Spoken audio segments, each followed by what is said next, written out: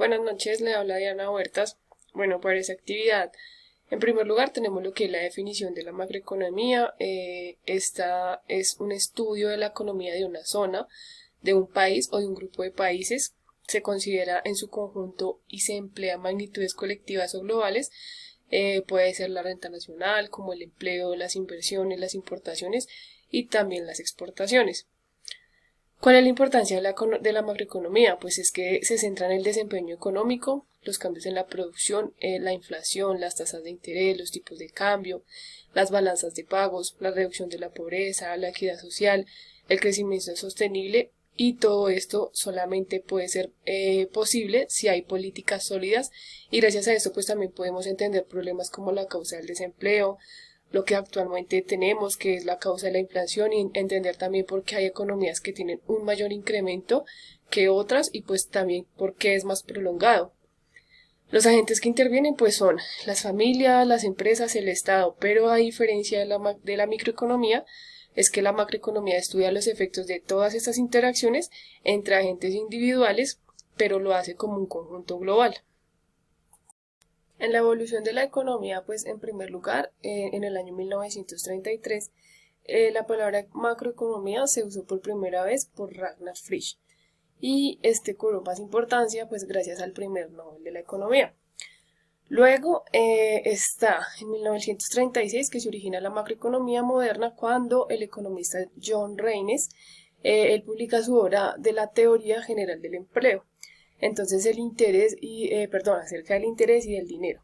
Entonces para esta época, tanto Inglaterra como Estados Unidos, ellos se encontraban estancados en la Gran Depresión de los años 30. En el año 1950 la macroeconomía comenzó a evolucionar gracias a que se comienzan a desarrollar los modelos micro que están basados en el comportamiento. Para el año 1950, Walter Heller, él era en ese momento el presidente del Consejo de Asesores Económicos.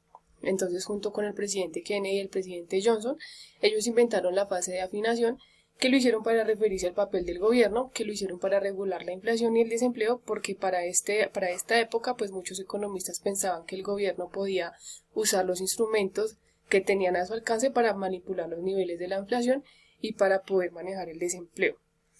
En el año 1970, con el estancamiento de la inflación, se presentó cuando el nivel general de los precios subía pues de manera rápida en periodos de recesión o de mucho desempleo.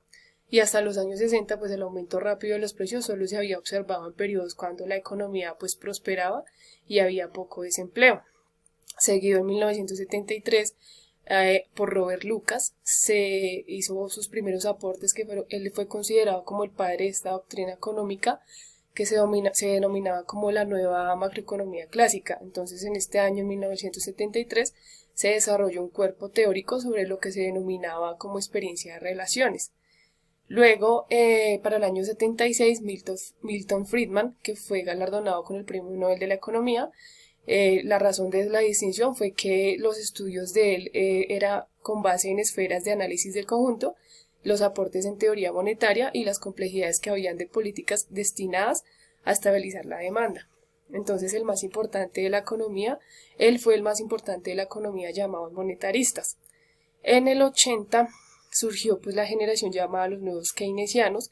Esto era una escuela de pensamiento económico que buscaba fundamentar la economía, y una de las mayores aportaciones de la economía keynesiana fue el modelo ISLM. Y esta era una herramienta macroeconómica que muestra la relación entre los tipos de interés y la producción real, que pues en el mercado de bienes y servicios, y por lo tanto pues en el dinero. En el año 97 se desarrollan los trabajos que incorporaban las rigideces de precios y las competencias de los modelos de equilibrio. En el año 98 el principal aporte era de los fisiócratas, era la estructura social que estaba formada por clases que se definían de acuerdo con sus papeles y pues con los estatus económicos.